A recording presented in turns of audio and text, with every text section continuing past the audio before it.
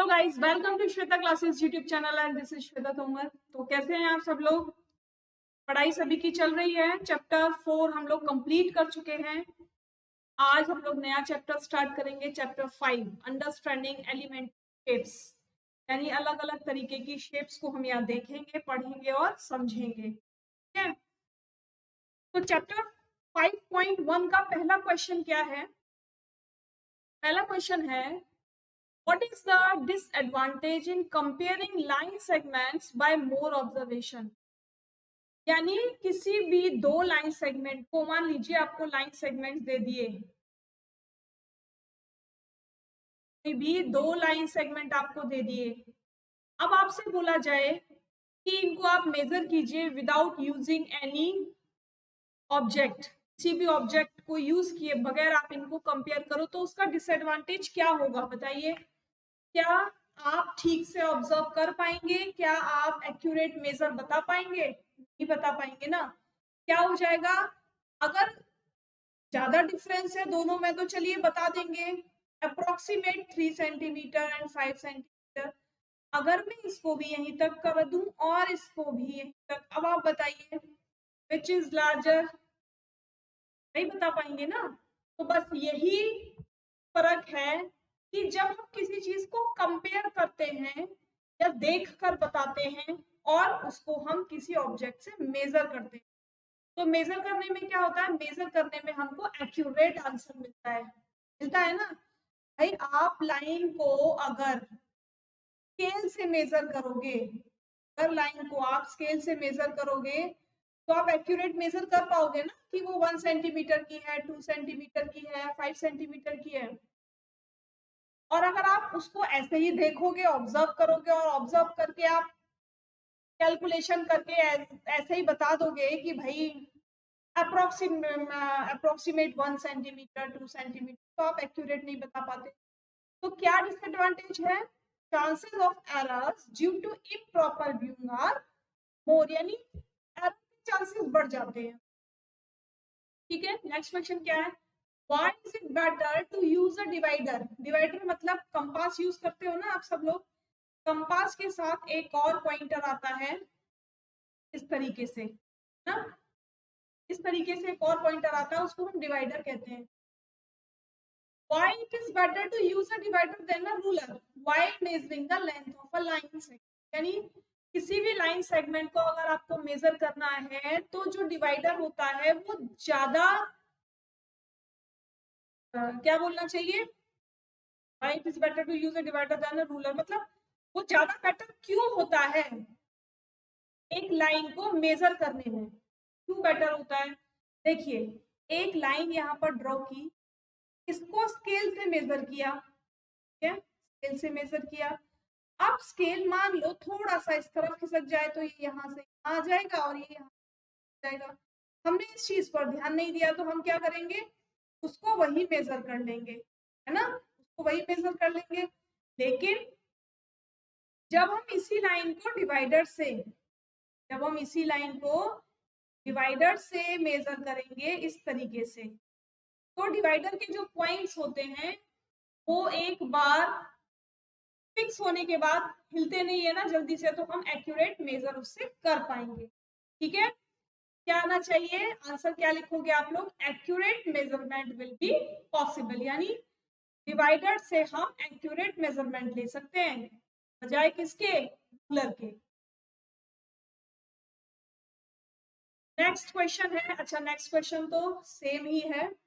चलिए next question, draw any line segment से A B, यानी कोई एक लाइन सेगमेंट ले लिया और उसका नाम हमने क्या रख दिया? उसका नाम हमने ए बी रख दिया। ठीक है,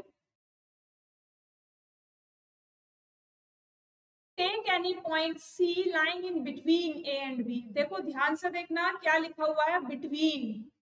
बिटवीन मतलब बिल्कुल बीच में, यहाँ पर आपने सी ले लिया। ठीक है, measure the length of A B, B C and A C. अब ए बी की लेंथ, अगर ये पूरी की पूरी, अगर ये पूरी की पूरी लेंथ 8 सेंटीमीटर है और बोला गया कि सी मिडिल में है, तो ये कितनी हो जाएगी? 4 सेंटीमीटर। ये भी कितनी हो जाएगी? 4 सेंटीमीटर। है ना। अब पूछा क्या है, measure the length of A B B C and A C, तीनों की लेंथ को हम मेजर कर लेंगे। भाई ए बी की कर ली 8 सेंटीमीटर, बी सी की कर ली 4 सेंटीमीटर और ए सी की कर ली 4 सेंटीमीटर। ठीक है, अब क्या पूछा उसने, ये पूछा is A B is equal to A C plus C B, क्या ये जो यहां से यहां तक की लाइन है ये ए सी और सी बी के प्लस के बराबर है, हमें दिखाई दे रहा है ना, है क्यों है, क्योंकि पहले ही हमें ये डिनोट किया गया था कि जो पॉइंट सी है वो ए और बी के मिडिल में होगा, यानी ए सी अगर हमारी 4 सेंटीमीटर है और सी बी हमारी 4 सेंटीमीटर है तो टोटल कितना हो जाएगा 8 सेंटीमीटर, और ए बी हमारी कितनी है 8 सेंटीमीटर, तो हम बोल सकते हैं ना कि इक्वल है। बताइए, बोल सकते हैं कि नहीं, तो लिखेंगे क्या,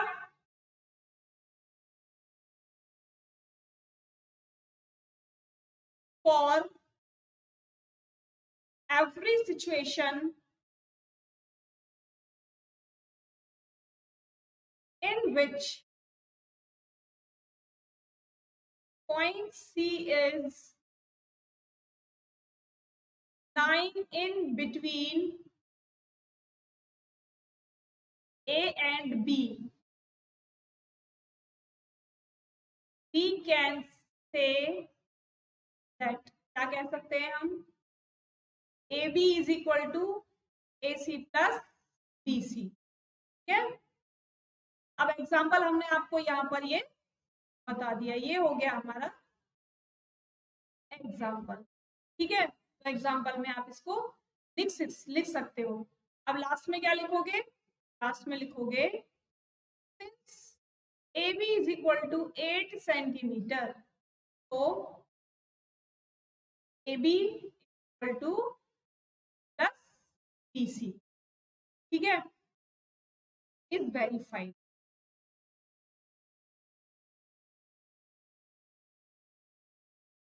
ये हो गया आपका आंसर नंबर 3 कंप्लीट। क्या करना है, सबसे पहले लाइन ड्रॉ करनी है, मिड में एक पॉइंट ले लेना है जिसको हम सी बोलेंगे, फिर उसके बाद पूरी की पूरी लाइन को मेजर कर लेंगे, उसके बाद AC और CB को मेजर कर लेंगे। भाई जब मिड पॉइंट है तो वो इक्वल ही आएगा, है ना, 2 पार्ट्स में डिवाइड कर देगा वो AB को। उसके बाद हमें ये स्टेटमेंट लिखना है, for every situation in which point C is lying in between A and B, we can say that AB is equal to AC plus BC। Since AB is equal to 8 centimetre हमने measure कर लिया, तो AB is equal to AC plus BC।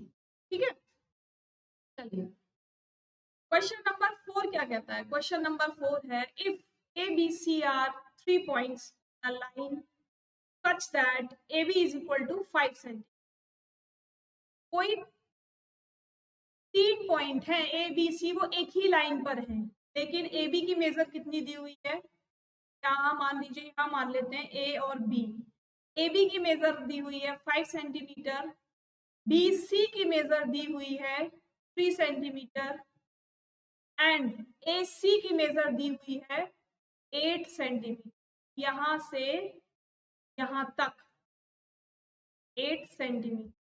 ठीक है, और उसको 2 part में divide कर दिया, लेकिन ये नहीं बोला है कि B इसका मिड पॉइंट है, और यहाँ आपको दिखाई भी दे रहा है कि AB की जो लेंथ है वो 5 सेंटीमीटर है और BC की जो लेंथ है वो 3 सेंटीमीटर है ना, तो लेंथ में डिफरेंस है यहाँ पर, और टोटल कितना होता है 5 + 3 8 होता है, यानी टोटल लेंथ तो 8 है, लेकिन AB is equal to BC यहाँ पर नहीं है। क्वेश्चन क्या पूछा है, which one of them lies between the other two, कौन सी वाली, कौन सा वाला पॉइंट एक दूसरे के बीच में है, तो कैसे लिखेंगे, सबसे पहले लिखेंगे तो दिया हुआ है, गिवन क्या दिया हुआ है, AB is equal to 5 centimetre, BC is equal to 3 centimetre और AC is equal to 8 centimetre. ठीक है, now it is clear that AC is equal to A B plus B C, ठीक है, कि ये प्रूव हो चुका है कि हाँ A B plus B C is equal to A C है, ठीक है। फिर क्या लिखेंगे, hence point B lies between A and C, यानी ए और सी के बीच में कौन सा पॉइंट आ गया, ए और सी के बीच में बी आ गया, मिड पॉइंट नहीं है, पॉइंट नहीं है, बिटवीन यानी बीच में है, मिड पॉइंट यानी बीच में है, तो हम क्या लिखेंगे, हैंस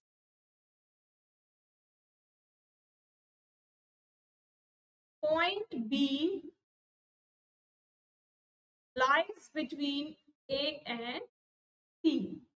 समझ में आया क्यों है बी बीच में, क्योंकि ए से लेकर सी की लेंथ टोटल 8 सेंटीमीटर है और हमें लेंथ दी हुई है, A B is equal to 5 है, B C is equal to 3 है और A C is equal to 8 centimetre. तो बी कहां पर आ गया, ये अपने आप से बीच में आ गया, किसके, ए और सी के बीच में आ गया।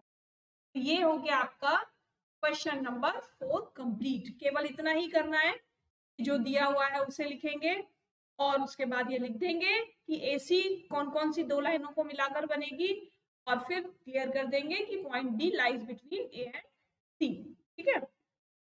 Next, verify whether D is the mid point of A G, यानी यहां से यहां तक पूरी लाइन है और जो डी है वो मिड पॉइंट है, यानी ये जो डी है ये मिड पॉइंट है, ये हमें क्या करना है, वेरीफाई करना है।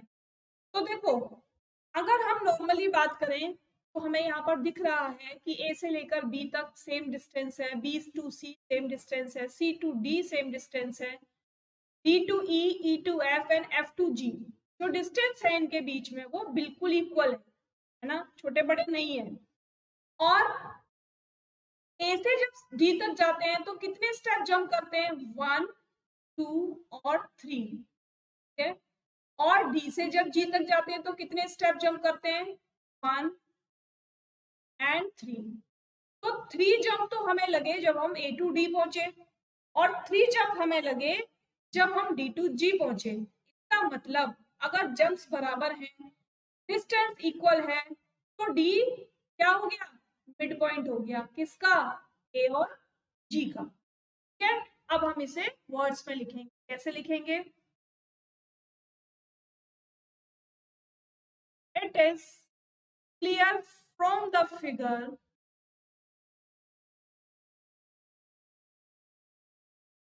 that AD equal to DG, figure से पता चल रहा है ना, वो बता दिया कैसे पता चल रहा है, यानी यूनिट कितनी हो गई, कितनी जंप लगाई थी हमने, 3 जंप लगाई थी ना, तो कितनी यूनिट हो गई, 3 यूनिट हो गई, ठीक है। Hence yes mid point of line segment AG, clear हो गया।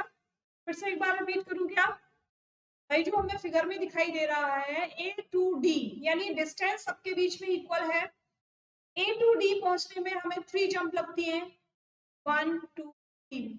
अब डी टू जी पहुंचने में भी हमें 1 2 3 जंप लगती है ना। तो जब ए टू डी पहुंचने में भी 3 जंप है, डी टू जी पहुंचने में भी 3 जंप है, इसका मतलब ए से लेकर डी का डिस्टेंस इक्वल है, डी से लेकर जी का डिस्टेंस इक्वल है। क्या हो गया, AD is equal to D G is equal to 3 units and proved D is the midpoint of A। Clear हो गया, छोटा सा क्वेश्चन है, कोई प्रॉब्लम है किसी को बताओ, अगर कोई प्रॉब्लम है किसी को तो जल्दी से चलो। और सब्सक्राइब अगर चैनल अभी तक नहीं किया है तो कर लो, अगर आप लोगों को चैनल, मेरी वीडियोस आपको पसंद आ रही है, मेरा समझाया हुआ आपको समझ आ रहा है, तो आप लोग लाइक कर दीजिए, फटाफट शेयर कर लीजिए अपने दोस्तों के साथ, और अगर सब्सक्राइब नहीं किया है तो सब्सक्राइब कर लो। और अगर आप फॉलो करना चाहते हो, तो टेलीग्राम पर भी फॉलो कर सकते हो, टेलीग्राम का लिंक नीचे डिस्क्रिप्शन में दिया हुआ है। और यूट्यूब पर आप सर्च करेंगे तो श्वेता क्लासेस के साथ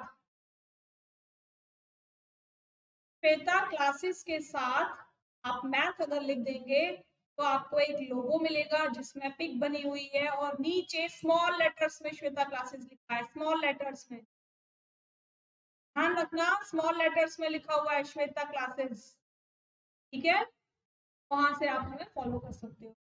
चलिए करते हैं क्वेश्चन नंबर 6 की बात। क्वेश्चन नंबर 6 है if B is the mid point of AC. चलिए बनाते जाएंगे जो बोला जा रहा है। एसी का मिड पॉइंट बी है, बना दिया, and C is the mid point of BD. अब ये जो सी है ये बी और डी का मिड पॉइंट है, यानी यहां पर सी है, ठीक है, वो भी बन गया। Where A B C D lies on straight line, तीन और चारों एक स्ट्रेट लाइन में है, बन गया वो भी। Say whether A B is equal to C D. अब देखो जो हमने क्वेश्चन नंबर 5 में किया था सेम सेम बिल्कुल सेम है, बस थोड़ा सा वहां पर अल्फाबेट्स ज्यादा थे, यहाँ पर कम है। क्या पूछा है क्वेश्चन में? Say why A B is equal to C D, यानी ए बी सी डी के बराबर क्यों है। पहले तो हम इस बात को समझ लें। क्या बोला था, क्या बोला था सबसे पहले? B is the mid point of AC, यानी मिड पॉइंट एसी है। अगर यहां से यहां तक का डिस्टेंस 8 सेंटीमीटर मान लो तो ये 4 सेंटीमीटर, ठीक है। फिर क्या पूछा था? And C is the mid point of BD, यानी सी जो है वो बीडी का मिड पॉइंट है, बी और डी का मिड पॉइंट है, ये सी, यानी यहां से यहां तक 4 था तो ये भी तो 4 सेंटीमीटर होगी जब सी मिड पॉइंट है तो, ठीक है। तो इनके बीच का डिस्टेंस कितना हो गया? 4 सेंटीमीटर हो गया। और ये जो पूरी लेंथ हो गई ये कितनी हो गई? 12 सेंटीमीटर, ठीक, बात समझ में आ गई। अब उन्होंने क्या बोला कि चारों की चारों एक ही लाइन पर है, तो चारों एक ही लाइन पर हैं और बताना क्या है? A B is equal to C D. अब हम इसे देख लेते हैं। जब ए बी 4 सेंटीमीटर है, बी सी 4 सेंटीमीटर है, सी डी 4 सेंटीमीटर, तो A B is equal to C D नहीं है। A B is equal to भी तो सी डी ही है, यानी A B is equal to 4 centimetre और C D is equal to भी 4 सेंटीमीटर। तो हम ऐसे लिख सकते हैं ना, A B is equal to C D is equal to, ठीक है। अब इसे प्रूव कर देते हैं। चलिए सबसे पहले तो जो दिया हुआ है given, B is the mid point of AC, ठीक है। तो हम यहाँ क्या लिख सकते हैं? A B is equal to B C equal to हम मान लेंगे 4 सेंटीमीटर, ठीक है, क्योंकि हमने कुछ लेंथ। अब क्या दिया हुआ है? C is the mid point of B D. क्या लिख सकते हैं भाई? B C is equal to C D is equal to 4 centimetre, है ना। इसको हमने मान लिया 1 और इसको हमने मान लिया 2। तो हम क्या कह सकते हैं? अगर A B is equal to B C है और B C is equal to C D है तो हम लिख सकते हैं ना, A B is equal to centimetre, ठीक है, यानी दोनों को प्लस कर दिया। जब ए बी बराबर बी सी है और बी सी बराबर सी डी है तो ए बी बराबर सी डी हो जाएगा ना, ठीक है ना। समझ में आ गई बात? समझ में आ गई बात? इज क्लियर हो गई ना बात? अब चलते हैं क्वेश्चन नंबर 7। क्या लिखा है क्वेश्चन नंबर 7 में? क्वेश्चन नंबर 7 ये कहता है draw 5 triangles and measure their sides. 5 triangle बनाने हैं। चलिए 5 ट्राइंगल, एक बन गया,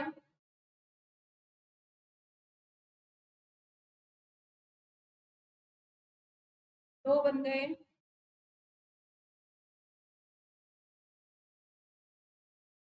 थर्ड बन गया, फोर्थ बन गया और ये फिफ्थ बन, ठीक है। ये तो बन गए हमारे पांचों ट्राइंगल। अब आगे क्या बोला है? check in each case if the sum of the length of any two sides is always less than the third side. क्या दो साइड की लेंथ तीसरी साइड से हमेशा छोटी होती है? भाई हमने तो ये पढ़ा था कि किसी भी ट्राइंगल की दो साइड की लेंथ तीसरी साइड से बड़ी होती है ना। चलिए अभी आप देख लेते हैं एक बार। मान लीजिए इसको हमने माना ABC लिख देते हैं, इसको हमने माना 2 सेंटीमीटर, इसको हमने मान लिया 4 सेंटीमीटर, को मान लिया 5 सेंटीमीटर। अब AB प्लस BC कितना हो जाएगा? AB plus BC 2 plus 4 is equal to 6। क्या हुआ बताइए, क्या हुआ? ये तो किससे AC से बड़ी हो गई ना, थर्ड वाली से बड़ी हो गई ना। ठीक है, तो हम क्या लिखेंगे?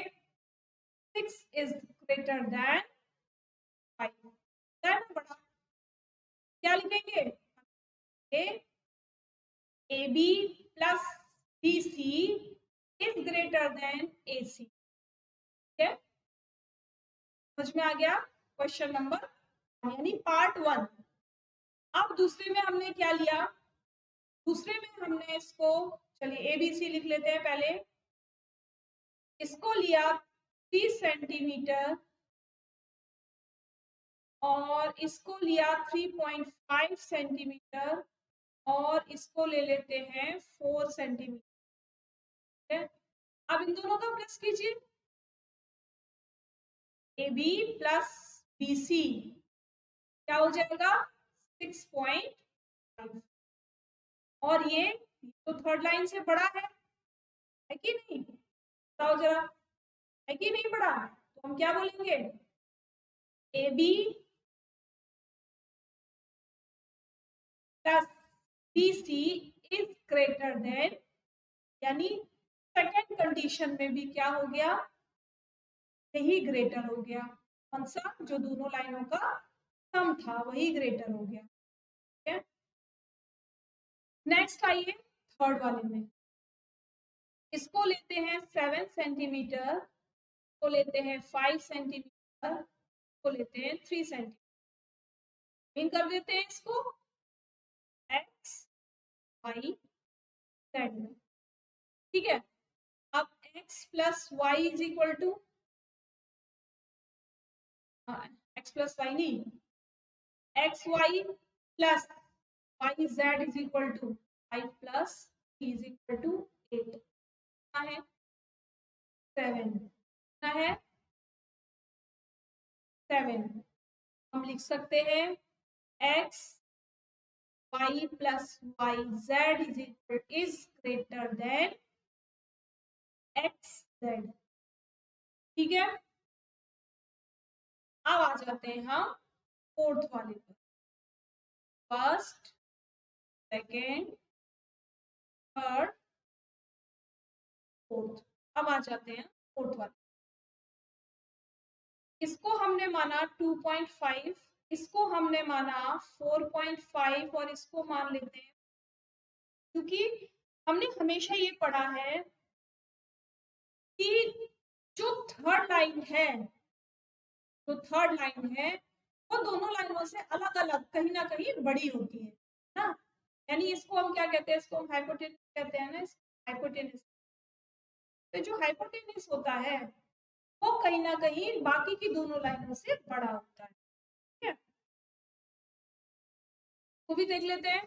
क्या किया हमने? इसको लिखा हमने X Y Z, X Y plus Y Z is equal to 0.5 plus 4 कितना होता है? 6.5। ये कितना है? एक्स जेड कितना है? 4.5। क्या हो जाएगा? अभी हम लिखेंगे X Y plus Y Z is greater than X Z. ठीक है, अब यहाँ देखो, ये है 3.5, ये भी है 3.5 और ये भी है 3, यानी तीनों की तीनों लाइन बराबर है। अच्छा, इसको क्या बोलेंगे? इसको हम बोलेंगे राइट एंगल ट्राइंगल। ठीक है, इसको क्या बोलेंगे? तीनों साइड बराबर है तो इक्विलेटरल ट्राइंगल। तीनों साइड जब बराबर होती है इक्विलेटरल ट्राइंगल। जिसकी दो साइड बराबर होती है उसको बोलते हैं आइसोस्केल, और जिस ट्राइंगल की एक भी साइड बराबर नहीं होती उसको कहते हैं स्केलेन ट्राइंगल। ठीक है, अब इस वाले ट्राइंगल में देखते हैं क्या होता है। इसको भी लिखेंगे A B, A B plus B C हो गया 3 5 प्लस 9 हो जाएगा 7 से। ठीक है, तो ये भी बड़ा हो गया। अब इससे हम क्या कह सकते हैं कि A B plus B C is greater than A B. किसी भी कंडीशन में, किसी भी कंडीशन में जो ट्राइंगल है उसकी दो लाइन का सम तीसरी लाइन से छोटा नहीं होता। ठीक है, तो एक लाइन इसके लिए हम लिखेंगे द सम ऑफ